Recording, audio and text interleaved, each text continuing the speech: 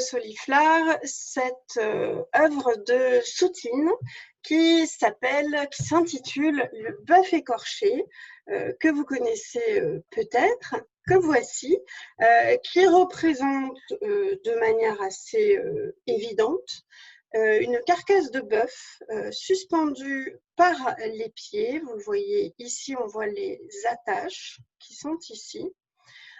Carcasse de bœuf sanguinolente sur laquelle on voit, ou en tout cas sur la toile, on voit très bien que Soutine oppose violemment les rouges et jaunes des chairs de l'animal au bleu de l'arrière-plan, qui est un arrière-plan assez indéfini.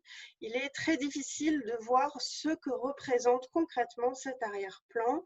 Il est assez logique de penser que Soutine a choisi ce bleu très soutenu pour venir renforcer le caractère très agressif des teintes qu'il a choisies pour donc la carcasse, dont on voit les viscères, les chairs, ainsi que les côtes que vous voyez ici. Alors cette toile se trouve au musée de Grenoble, elle fait partie d'une série et il s'agit de la plus aboutie puisque Soutine, en réalité, d'abord travaille par série en règle générale, et pour ce qui concerne ses recherches sur les carcasses d'animaux, eh bien, il achète la carcasse, il la suspend dans son atelier et il peint plusieurs toiles qui reprennent le même motif.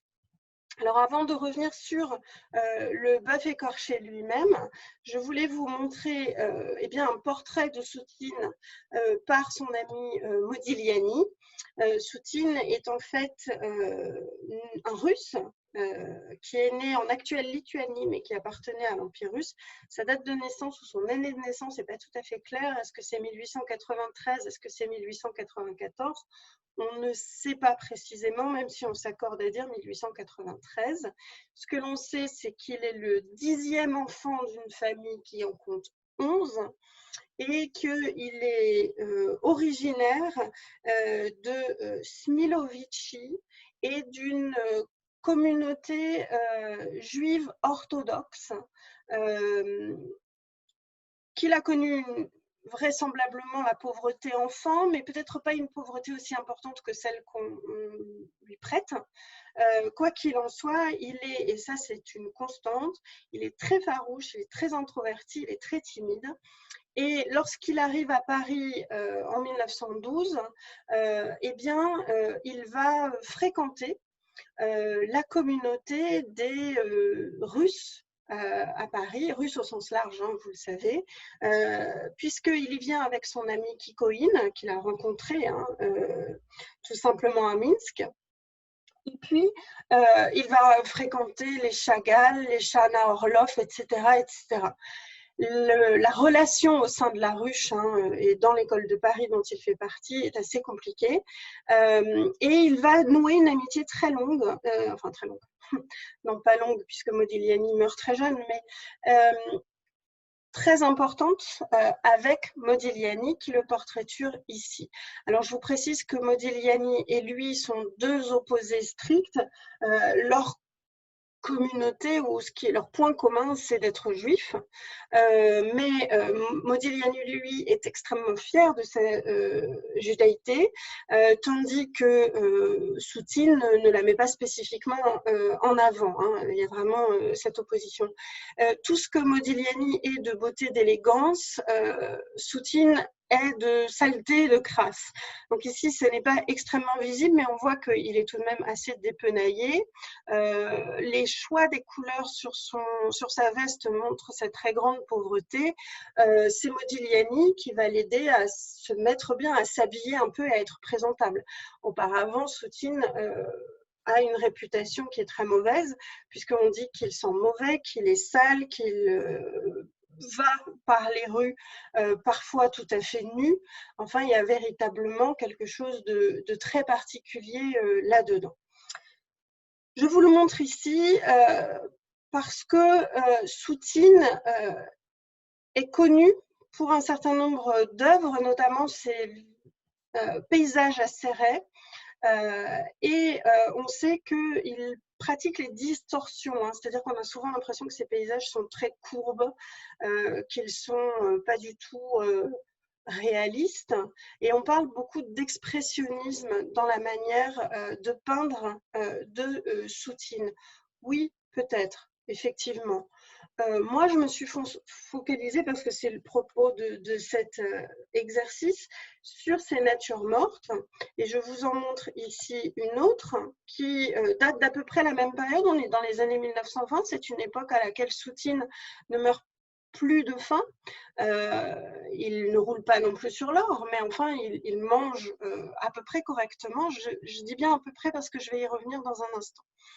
Et parmi ces natures mortes, on trouve celle-ci, qui est la nature morte à la raie, dans laquelle on retrouve cette gamme chromatique très particulière, avec, vous le voyez, ces rouges très abondants. On voit aussi les touches qui sont faites d'empattement. Regardez, ici, on voit très bien qu'il appose des touches très pâteuses sur la matière d'origine.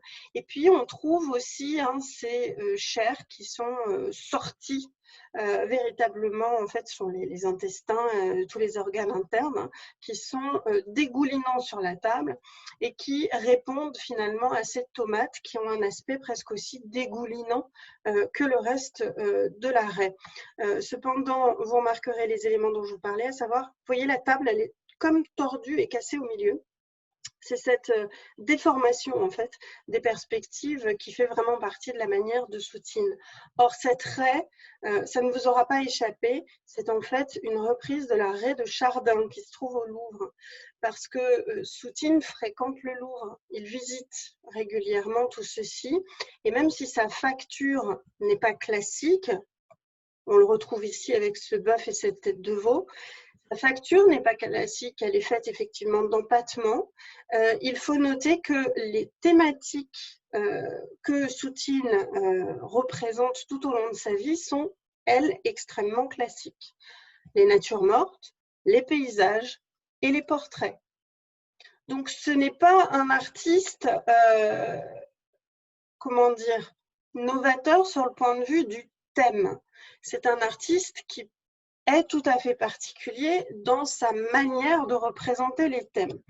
Or, moi, j'ai choisi le bœuf écorché parce que il y a vraiment dans la nature morte de Soutine quelque chose de l'ordre de son histoire personnelle, puisque, je vous le rappelle, il vient d'une famille lituanienne juive orthodoxe. Or, dans la religion juive, il est interdit de représenter une figure humaine ou animale.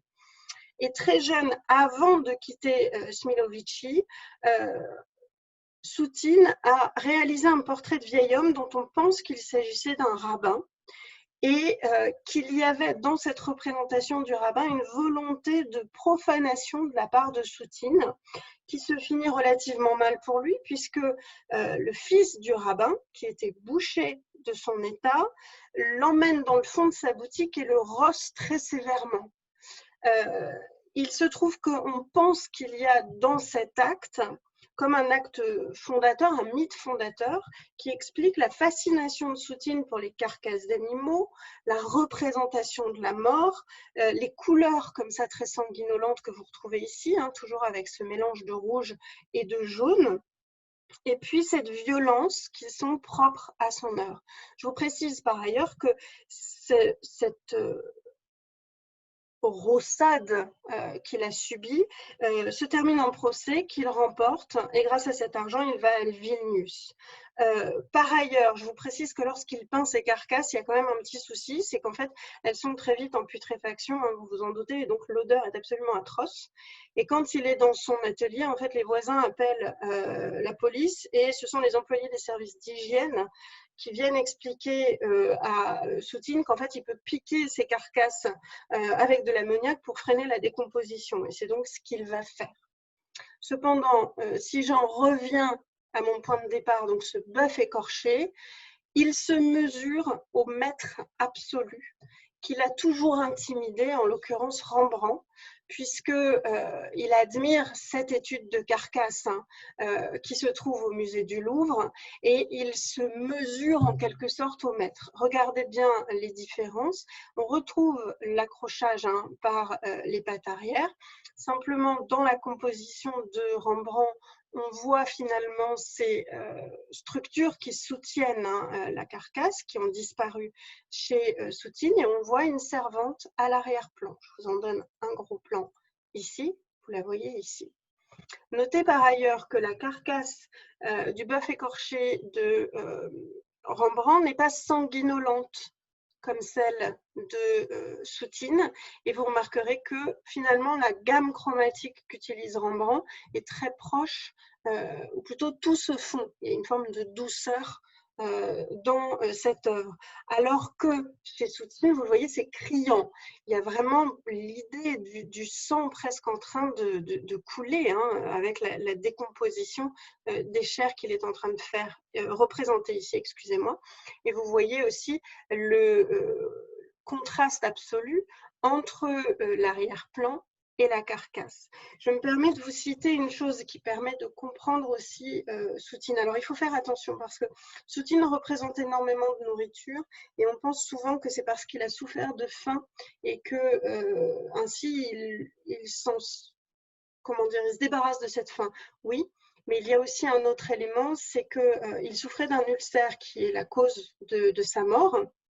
En 1943, il ne pouvait pas tout manger, il s'était fait un régime alimentaire à base de lait et de bouillie, et donc on dit souvent qu'il essaye en quelque sorte d'exorciser sa faim. C'est possible, mais voilà ce que lui a dit un peu plus tard à un ami. Autrefois, j'ai vu le boucher du village trancher le cou d'un oiseau et le vider de son sang. Je voulais crier, mais il avait l'air si joyeux que les cris m'est resté dans la gorge. Ce cri, je le sens toujours là. Quand, enfant, je faisais un portrait grossier de mon professeur, j'essayais de faire sortir ce cri, mais en vain. Quand je peignis la carcasse de bœuf, c'est encore ce cri que je voulais libérer. Je n'y suis toujours pas arrivée. Donc, quand on rapproche Soutine d'une forme d'expressionnisme, ça peut être valable. Oui, il y a l'idée de la fin dans ces carcasses, mais il y a surtout l'expression de sa manière de se mesurer à une forme d'art classique, à savoir la nature morte. Lui, il transpose en quelque sorte, non pas la vie, mais en fait la vie en train de mourir, puisqu'il montre l'agonie à travers ces carcasses. En tous les cas, c'est ainsi qu'on peut le comprendre. Donc celle-ci est au musée de Grenoble. Si Soutine est un artiste qui vous intéresse, je vous recommande d'aller au musée de l'Orangerie, qui dispose à travers le legs Paul Guillaume de la plus grande collection d'œuvres de Soutine au monde, puisqu'il dispose de 22 toiles qui représentent et qui appartiennent à tous les groupes dont je vous ai parlé, le paysage, le portrait et la nature morte. Donc je vous encourage à aller le voir lorsque le musée rouvrira. Alors pas tout de suite en fait, excusez-moi, puisque les travaux sont en cours, mais dans quelques mois vous pourrez aller le voir. Voilà pour ce bœuf écorché de Chaim Soutine, qui est véritablement une œuvre hurlante. Et pour la suite des événements, je vous rappelle que cet après-midi à 18h, il y a l'exposition, la présentation de l'exposition Louboutin. Mardi prochain, je vous emmène à la découverte de l'art du douanier Rousseau. Vendredi, toujours à 11h, un nouveau soliflare, chut, je ne dis pas la thématique. Et puis, dimanche prochain à 18h, les métamorphoses dans l'art.